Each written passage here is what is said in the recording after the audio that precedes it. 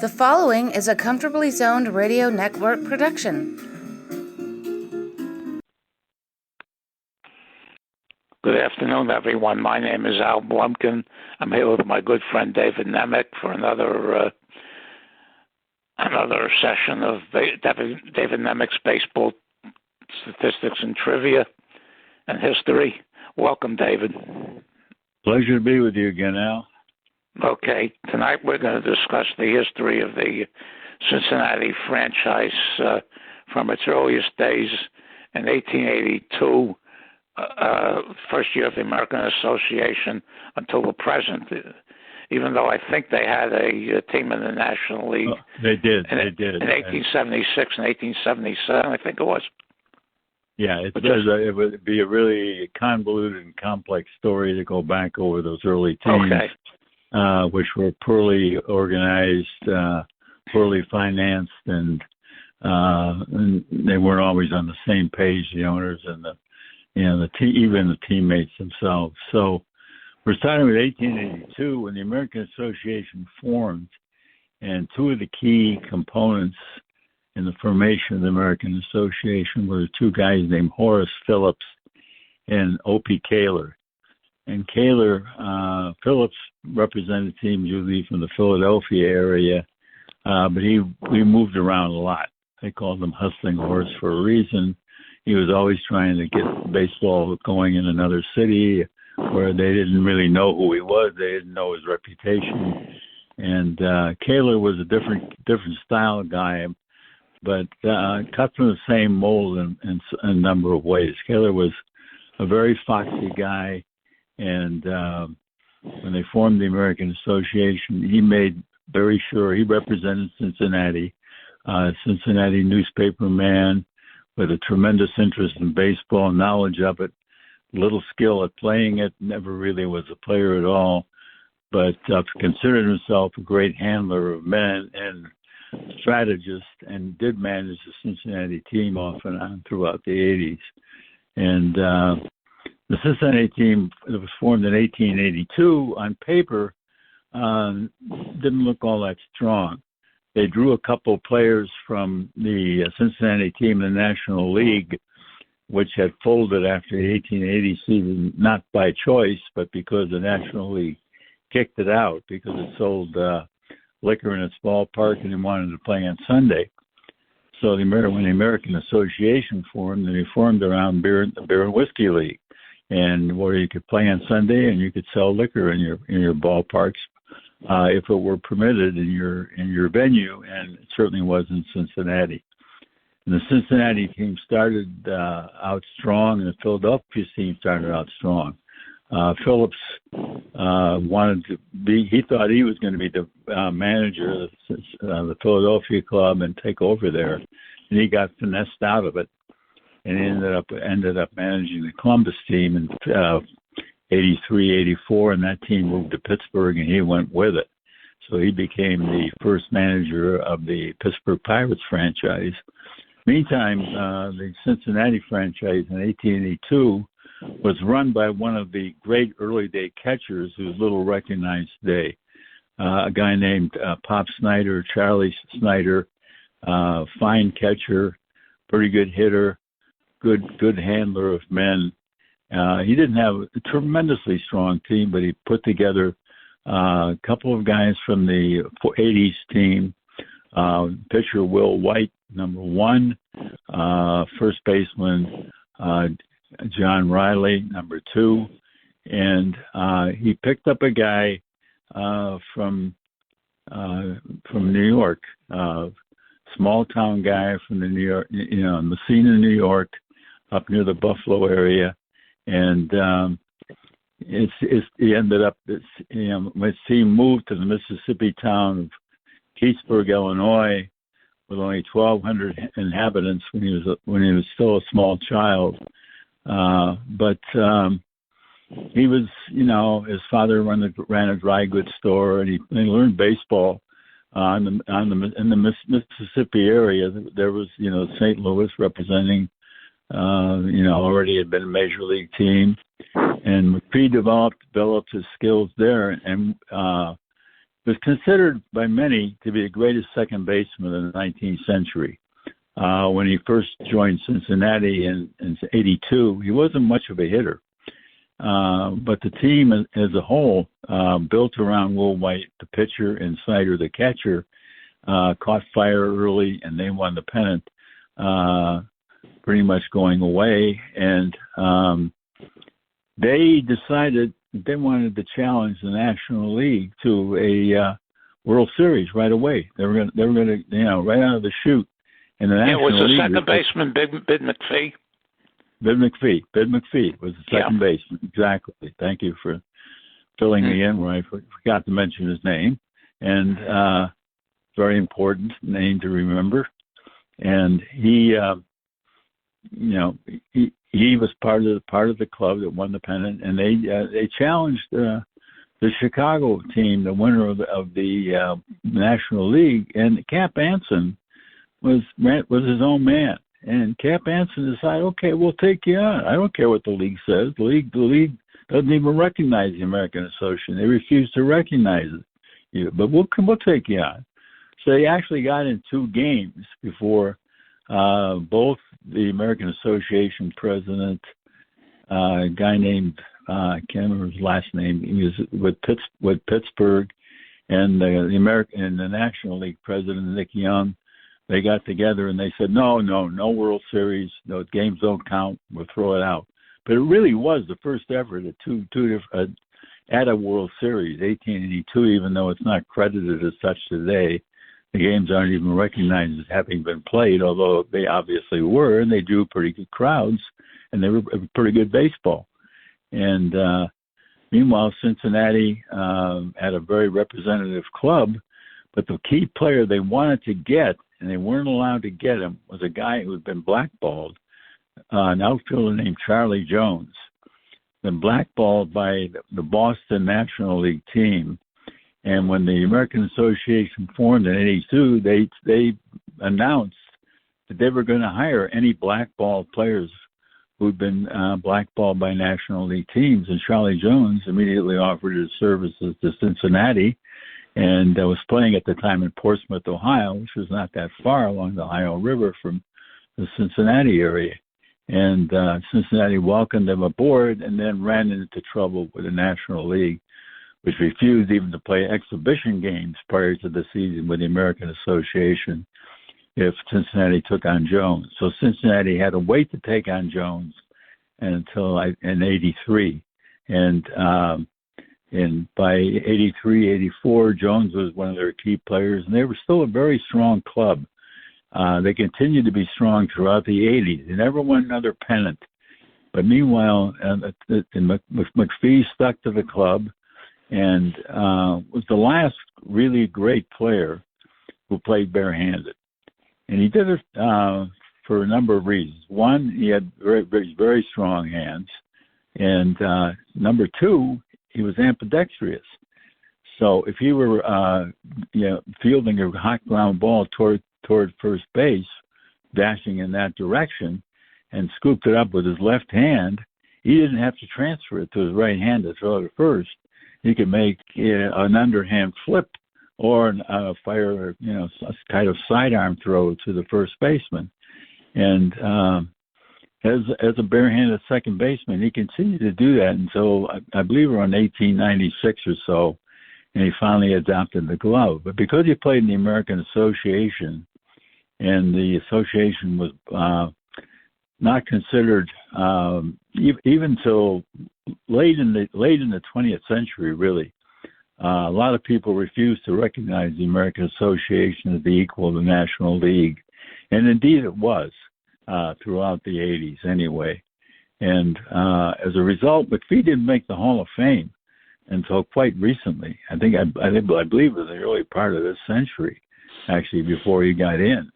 Yeah, when the Hall of Fame opened, this Veterans Committee, whatever they call it, that they had right after World War II, and they admitted a whole bunch of 19th century players. I think the only one that had any sort of experience in the American Association was Tommy McCarthy, who was much business having a plaque in there as I do. Yeah. But McCarthy played with the Boston team in the 90s. He got when he was with The the St. Heavenly Louis Twins. Club in the AA. With And he Hugh was Duffy, part of the yeah, Heavenly yeah. Twins with Duffy, and he was they were not really twins in any sense of the word. McCarthy was not a great player. Was a pretty good fielder and a decent guy to have in your club, but not a Hall of Famer. There are people who will argue in his favor, and I've talked to some, and they make a fairly good case, but not a terribly convincing one in the long run.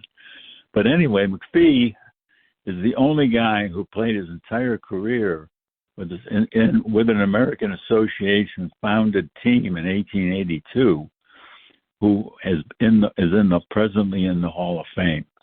And Cincinnati did stick with the American Association until there was a big clash with St. Louis and Brooklyn, and Cincinnati was part of it at the 1889 winter meetings.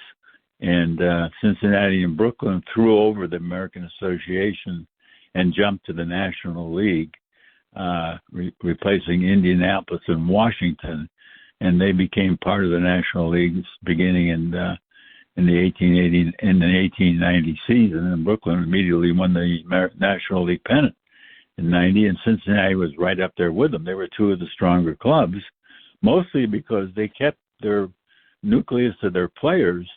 And they'd signed them prior to the winter months, and knowing otherwise they might fall prey to the Players League, which was forming in 1890. And the Players League siphoned a lot of players from other American Association teams, but left Cincinnati and Brooklyn pretty much intact, and they were the two stronger of the stronger teams in the National League in 1890. Boston was also a fairly good club.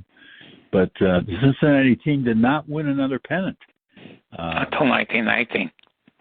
Until 1919. Even though in the middle 90s, when McPhee was still a good ball player, they got Buck Ewing as their manager.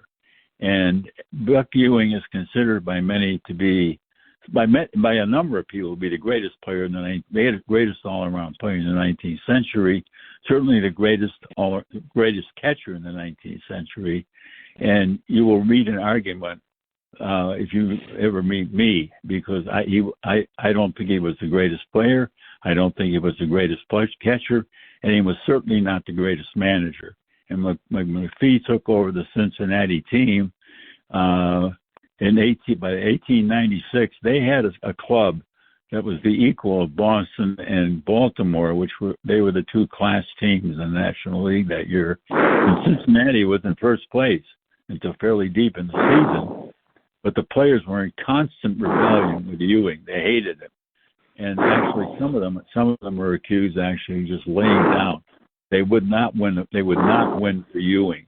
And Ewing eventually got fired. And Cincinnati, as a result, remained pennantless until fairly deep into the 20th century. Their 1882 pennant hung as the only pennant they garnered. And Al, I know you can begin to come into the picture here very, very much so, with Cincinnati toward the end of the second decade of the 20th century. They formed a pretty strong club around players like Ed Roush. And they weren't pitching staff. They weren't the worst dead ball team in the National League. That distinction goes to St. Louis. And Brooklyn they were down there, but pathetic. Cincinnati stayed competitive usually, yeah.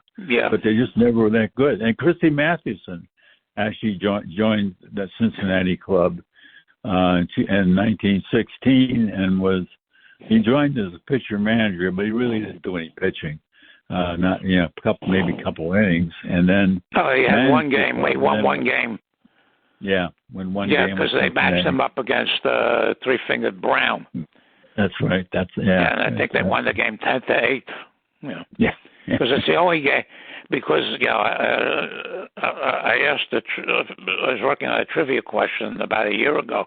I said outside of Walter Johnson, who has the most wins for a pitcher with only pitching for one team, and Mathewson, because of that one win, was disqualified, and the answer turned out to be Jim Palmer, who was born in '68. Yeah. But actually, Mathewson started his career in Cincinnati. Yeah. And he would have been with the Reds, but he was traded. Famous Rusi, who was at the end there. Famous Rusi was finished washed up, and he came to Cincinnati, and it turned out to be a terrible deal. But John Toothbrush, Tooth was his nickname, owned the Cincinnati club, but he also had stock in the New York club. Yeah. He decided he wanted Mathewson with his New Yorker club, and so he finessed that deal and ruined the Cincinnati club, which could have been a real contender in the early part of the 20th century, because they did have some fairly decent ball players. And when Mathewson went to the Giants, he immediately beefed up a last-place club in 1900, and by 1904 they were pennant winners, and they refused to play in the World Series, and there wasn't a World Series as a result of 1904. McGraw wouldn't play, and Brush wouldn't play. They wouldn't recognize the American League. In 1905, they were why that happened? Because they thought they were going to wind up playing the Highlanders. Became the Yankees, and there's no way that they were going to play against a team in the New York team in the American League. And of course, the Highlanders wound up blowing the pennant. One of the things, because I did a presentation after the 1994 series was wiped out by the players' strike, and one of the things I found out is that they were supposed to play a doubleheader in late September against Boston in New York, but the Hilltoppers, or whatever you want to call them back then, rented out their stadium, their ballpark, to Columbia University for a football game. So they transferred the games to Boston. They wound up losing both of them, and that basically, put them into a very bad spot. And they lost at the end of the season to Boston, but it was too late. Yeah, too late to put on the World Series. Yeah, put a World Series. Yeah. So Cincinnati had to wait until 1919 when they won the pennant and went on to win the World Series. Unfortunately, they picked the wrong year to win the World Series, because even though they might have won it honestly, as it turned out, we all know, the World Series is not considered to have been played honestly by the Chicago team. So Cincinnati was deprived. In many people's estimation, Cincinnati in some ways was the better team and might have won anyway. So, but they never got the rep they should have gotten as the World Series champs in 1919, because they were part of the they were in there with the Black Sox. And then after 1919, they underwent another long, lean period for exactly 20 years before they finally won another pennant. That was in 1939. 39 and 40, they were managed by Bill McKechnie, who was one of the finest managers ever. No matter what club he went to, he built them into a winner very quickly.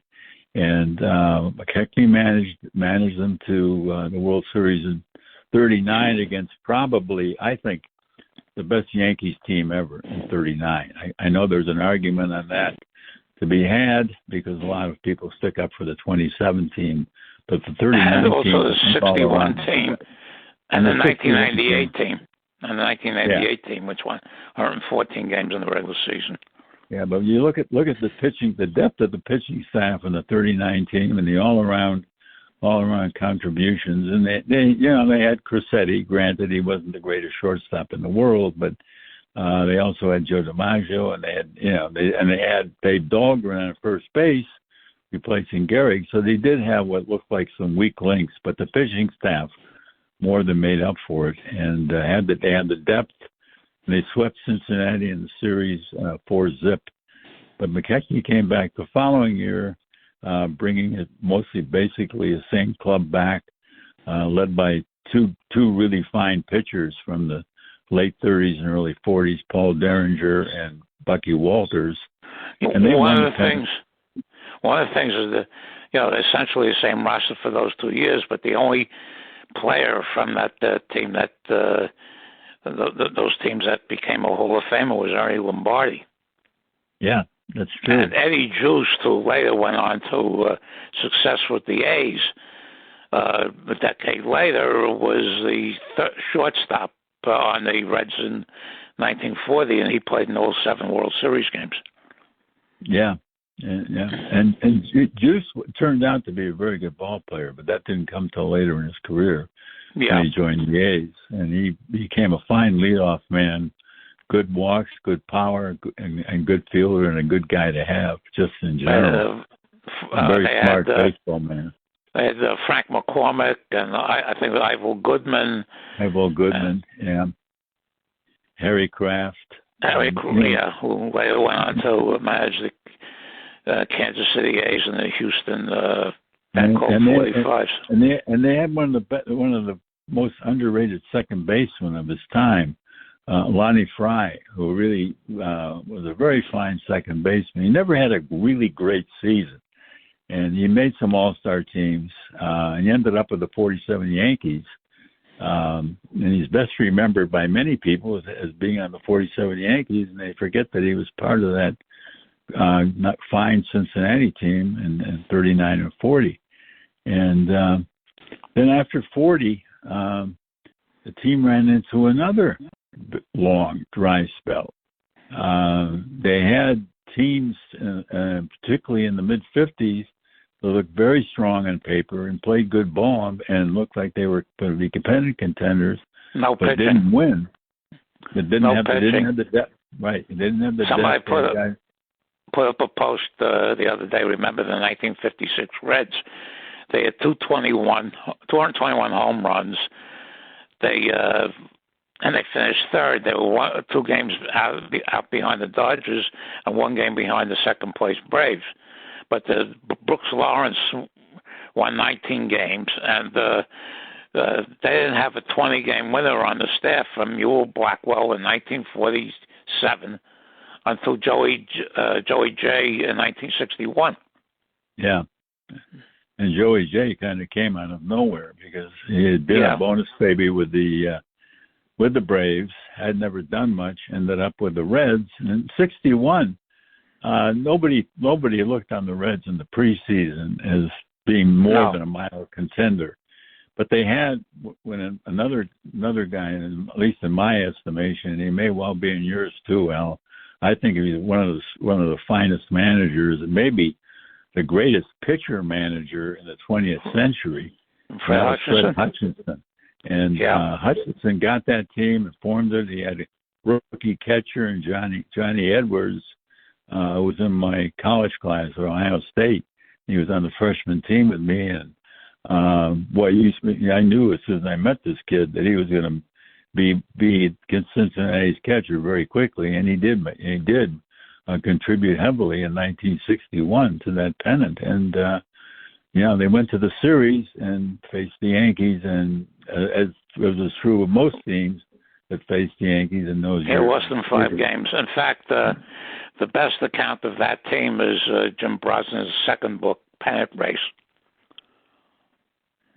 Yeah. Jim Brosnan wrote the long season about 1959, and he was traded to the Cardinals early in that season for outfielder turned pitcher Hal Jeffcoat, and then he was there the whole year of 1961 when they won the pennant. In fact, he was one of the relief aces for that team, and he just kept published his second book called Pennant Race, which was the discussion of the day-to-day season.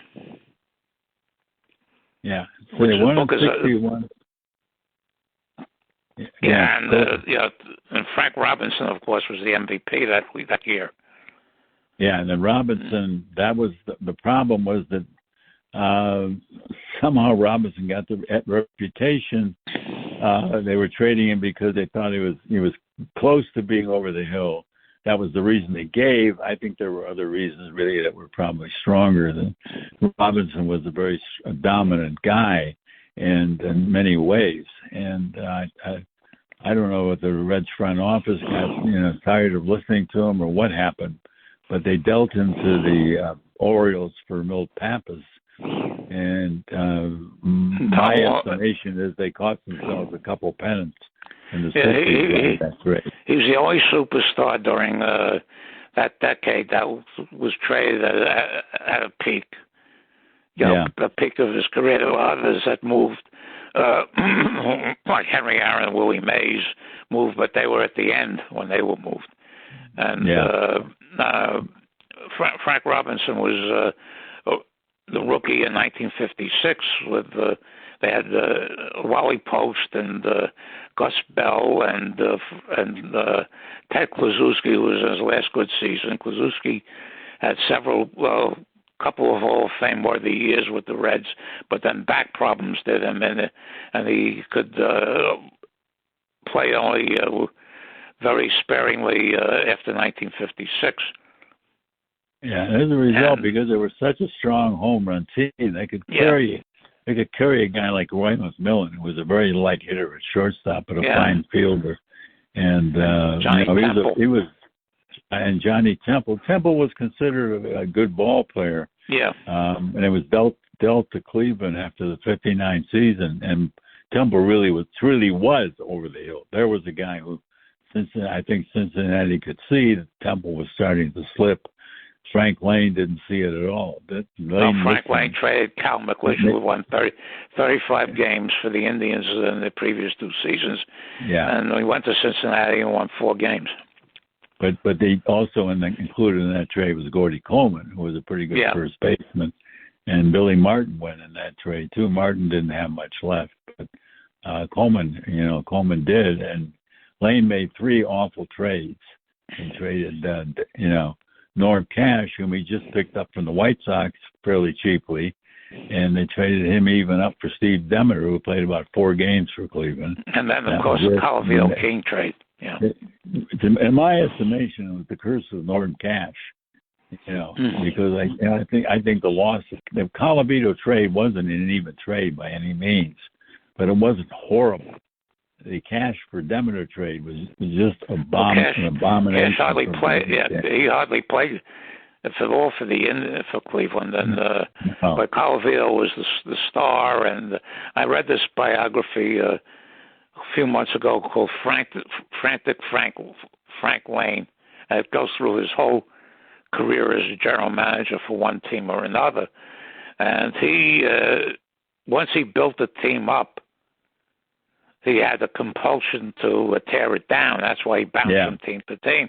He was a general manager of the Cardinals for 2 years before he went to Cleveland, and he traded Red Shanings to the Giants. And according to this book, he was in love with Don Blasingame, who couldn't play shortstop. No. And then when he threatened to trade Stan Musial to the Phillies for Robin Roberts, that's when Gussie Busch fired them and Cleveland hired them.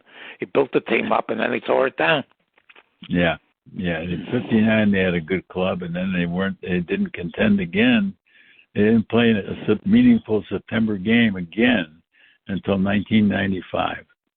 In '94, because of the strike, they would have played meaningful games in September if the strike hadn't happened. But it did happen, so they had to wait till '95 to play a meaningful game in September, which is quite a stretch of time. But Cincinnati, meanwhile, paid a pension. The shortstop in '61, I believe, was Leo Cardenas.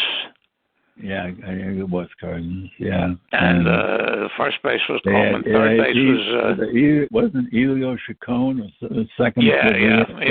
Because they sent they put the players that they put up in the expansion draft after that season were Elio Chacon, Roadblock Jones, and Jay Hook. None of whom amounted to anything. Gus Bell had been was at the end by then, and they were decent for several years. They finished third in 1962, and then they started. And then in 1963, Pete Rose came along. Yeah, and they started to build up. What eventually turned out to be the Big Red Machine. They had pitchers like Maloney, and they had some really good and Sammy Ellis had some good years. Yeah, Perky had one big year. Gary Nolan. They had the guy who came to the Yankees, the lefty Don. What was his last? Don Gullett, yeah. I think. I'm not sure of this, but I think Maloney may have the career record for wins by a Reds pitcher, which is like 175 or something like that. I don't know whether it's him or Rixey, who was back there in the 20s, but I don't think Rixey was with the Reds long enough. Rixey was with the Phillies for a long time. So yeah. He didn't win. He didn't win deep into the 200s. So yeah, another pitcher they had that did very well in the 20s was Dolph Luque, who later in the Mexican League would make Sal Magli into a winning pitcher. Yeah, he was really good. Yeah, and he could have. Yeah, and but then the Reds, waited. They had to wait into the. They did nothing in the 60s after 61 as far as postseason action, and then coming into the 70s. They became, this is really when Cincinnati Reds took shape and became a very dominant team. And that club started in the early 70s, and they went through the 70s. And for quite a long time, they were the Big Red Machine. And when they picked up Joe Morgan, and they made some great trades. Bench and Perez they picked up and they got George Forster from the Giants for nothing, and they got they had Cesar Geronimo in center field and Ken Griffey Sr. in right field, and Concepcion, a very underrated ball player, very underrated. Yeah. And Rose played third, and they had Morgan. And Perez played first, and Bench was the catcher. And they had a variety of pitchers. Their ace for the first part of that dynasty was Jack Billingham, who won 19 two years in a row. Yeah. Yeah. But they never had a really dominant pitcher. No. But their pitching staff was always good enough, and they had good relief pitchers.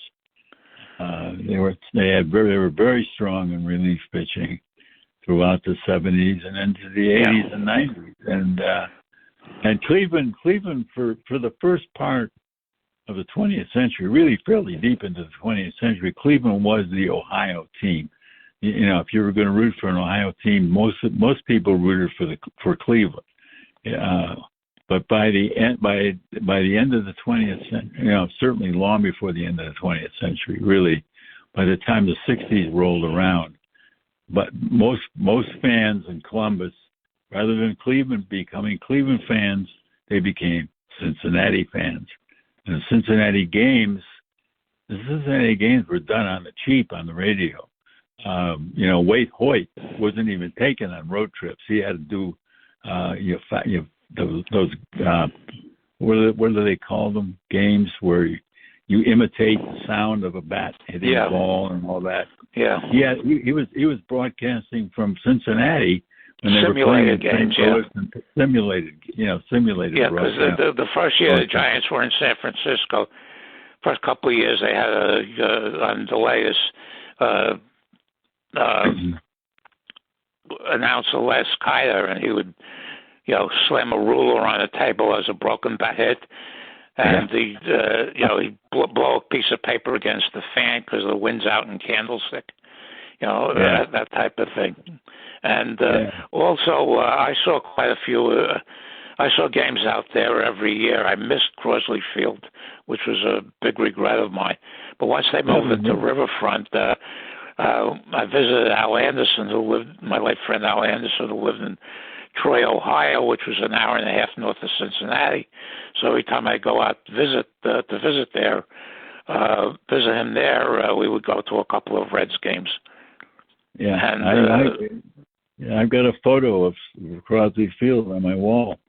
I've got a photo of Crosby Field and Briggs Stadium, both on my wall. I like Tiger Stadium a few times I was there. And Forbes Field. And yeah, well, my and home Jacobs away from Field. home was a pit. Yeah. Those are my 4 photos. But the thing is that, in 1975, you had to order individual game World Series tickets. I called Al. I told him, I says, I'm ordering World Series tickets. If I get 2 out of 3 games, at least 2 games, I'm coming out and I'm treating you. So we saw the 4th and 5th games out there. So if I had 1 game, I would have sent a ticket to him. But this is, I got 2 out of 3. This was against Boston, and in Game 4, I saw Luis Tiant throw win a game 5-4. I think the score was he threw 170 pitches in the game. It was one of the guttiest. Yeah. And then the next day, the Red Sox started Reggie Cleveland, who had been in the National League, and Tony Perez hit a 3-run home run off of him in the first inning, and that was that game. Yeah. But any time somebody mentions a Fisk home run, yeah, I asked them one simple question. I said, "Who won the World Series?" Yeah, and it wasn't the Red Sox. I know. But that team was dominant, and in 1976, I went out there for a weekend to visit Al, and we saw 3 Philly games, and by that time, both teams had the divisions virtually clinched. So it was basically a King of the Hill series. And the Reds won all 3 games, and they totally outplayed them. And that's it. Then I was at the World Series games in 1976 at Yankee Stadium, and they finished the Yankees off in 4 straight.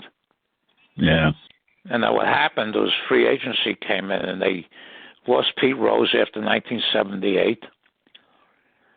And the team disintegrated, and when they had the strike season in 1981, the Reds had the best overall record in the National League, but because they didn't win either half.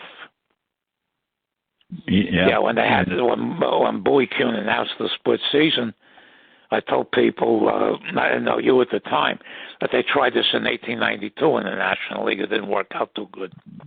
Yeah, well, actually, we talked about that last week. But, and then since then, the only time they've been in the World Series was in 1990, where they upset the A's by winning 4 straight. Yeah, that was to me was one of the biggest. That was as big an upset to me as the '54 Giants taking the Indians 4 straight. Because the A's were considered. I mean, people in Oakland were in total shock. I was living in the Bay Area then, and there was just people were amazed. They just couldn't believe it, and because this is a very strong A's team, it may have been their best team ever, even at some thought, and they'd been done in by the home run, and I can't even remember the guy's name. They had the pinch homer on one leg in the '88 series, and that was Kirk Gibson. Yeah, Kirk Gibson. A pinch home run off Eckersley, and that was a shock. And then, but 1990 was an even bigger shock because I. After the 1990 series, when we had a local meeting in 1991, this is before the National. We had, where the one you came to and where we met. Right. I decided to do a presentation on the 1954 Giants Indians World Series because of the magnitude, as you mentioned, the magnitude of the upset was huge. It was huge. The Rhodes home runs were so demoralizing. The Mays catch was great, but it was the stupidity of the third base coach and Doby that really cost them the first game. Because Doby was way off second base when that catch was made. He shouldn't have been anywhere off. should have been a few yards off second. Obviously, if it was going to go in there, he was going to be able to score from second base. It was going to go off the wall or even go over it. And it was crazy. It was crazy for him to be way off second base. It was crazy. I don't know who the third base coach was that day. I can't remember. But it was just a crazy. Only Cuccinello, because he was the coach for Lopez all the time. Yeah, it might have been Cuccinello. He's a familiar name, but I never liked Lopez as a manager. And the thing is that if my closing line that I used in that presentation was, of course, if the first game had been played any place but the Polo Grounds, it might have been a totally different story. Oh yeah. Yeah, it would have been. Oh yeah, it would have been. They'd open in Cleveland. I think they would have gone to New York up 2-0, and they could have digested a couple of home runs by Rhodes, and come back to Cleveland maybe down 3-2, and I think they could have won it because their pitching staff was very deep, and the relief pitching was good that year. They had two rookies in Arleski and Mossy who were just very strong. And Newhouser was strong out of the pen, and they had three. They had Garcia, Lemon, and Wynn, all who were good. Feller was a spot pitcher, and everybody wanted Feller to pitch the fourth game in Cleveland. Yeah, I know. Game. And people were crying before the game when they sent Lemon out. The fans were actually booing. When Lemon came out, was the name the starting pitcher. They actually started to boo because they were down 3-0, and they felt fans felt Feller deserved to start in his home park after all he'd done for the Indians. Another one who committed gave them 15 wins was Art Houdeman. Art Houdeman did out of nowhere. Yeah, he did, and. I went, and that game was really disillusioning, and nobody dreamed even remotely that was the last series game ever going to be played in Cleveland Municipal Stadium, and and they're really the last championship team to play, last Cleveland championship team to play in Cleveland Municipal Stadium was in 1964. That was when the Browns won the NFL. Otherwise, that stadium was a desolate place to be because they hosted the 78 game against Baltimore, or 68 game against Baltimore. It was a rematch with 64, and they got shut out by Baltimore in front of the home crowd. And they went to the. Cincinnati has the same fate. There's never been a World Series game in the Gab, which is the ballpark that they currently play in. Yeah. And the Bengals have lost three Super Bowls that they've been in, and there was Cincinnati Royals basketball team left after 1972. Yeah. And neither Cincinnati or Cleveland. Both of them had decent. Cleveland was in the American Hockey League. They were the strongest team in the American Hockey League, and Cincinnati was in the American Hockey League for many years. And hockey, instead of going to Cleveland or Cincinnati, went to Columbus. And Cincinnati and Cleveland are now really considered second rate to Columbus in terms of sports. The hub of sports in Ohio is now Columbus because of the Ohio State Buckeyes and the Columbus Blue Jackets. And if there was room for a third major league team, another major league team, Columbus would be in consideration, I think, because they're avid baseball fans there too. So the Reds had a whole bunch of lean years until this season, where they came out of nowhere and actually led the division for a little while in mid-season, and they wound up just missing the postseason, which is baseball now is a lot harder than it was even a few years ago. Yeah. But they have promise. They have a lot of young talent, and they seem to be built for future success. But it's these teams, if they don't know what they're doing, they're not like the Braves, or they're not like the Phillies, or teams that know what they're doing. They don't know what they're doing for years. Since the advent of free agency, the ability to judge talent is a premium. It is, and the ability to judge talent on the that they develop early is really important, because this talent that develops early, you've got 2 or 3 good years from this guy before he's going to go into free agency, and he's going to do it for you, and you won't be able to afford to pay him after that. To me, the Tampa Bay Rays are the baseball story. To me, they're the big story. And Kevin Cash, the Cleveland job was dangled in front of him and replaced Francona, and he said, "No thanks. I don't, no way I'm going to leave this Tampa Bay." And he's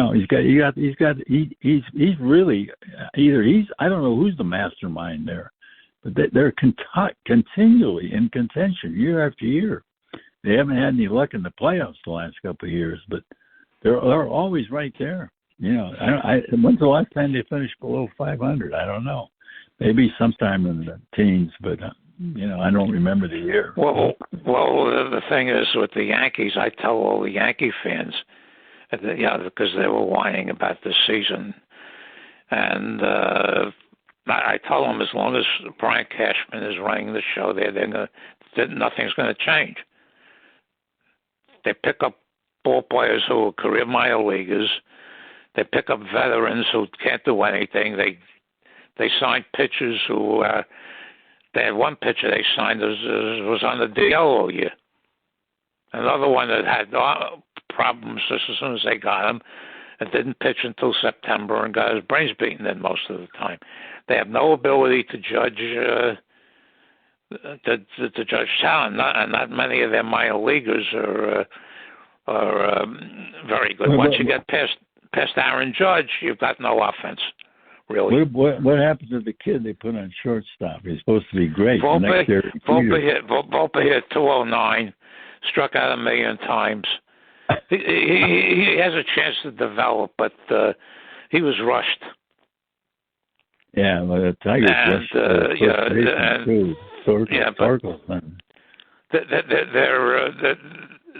they've become unwatchable.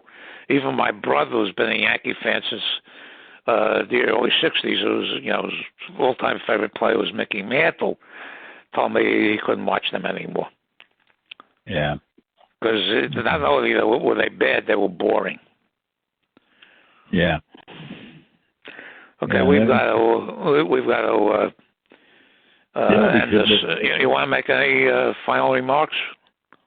Well, I'm glad we talked about this franchise, the Cincinnati franchise, because they've had a very checkered history and a very interesting one. And read about those early day teams, guys, because and gals, because they really had some fascinating ball players on those clubs. And Miller Huggins, who of course became the Yankees Hall of Fame manager, really cut his baseball career. He cut his teeth with Cincinnati, and really was a fine ball player in his own right. Would never made the Hall of Fame as a player, but certainly well deserving of the Yankees job. They knew it. They knew they were getting somebody who knew baseball. Okay, David, thank you. Thank you, Al. Once again, it's been a real pleasure. Yes, it always is. So let me sign off, and you take care, and give my best to Marilyn. We'll talk next week. Thanks, Al. Bye-bye.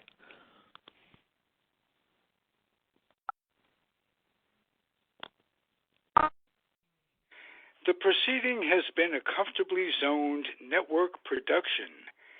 You are advised to keep your dreams wet, your humor dry, your children and grandchildren out of military recruiting offices and off the laps of clerics who wear dresses.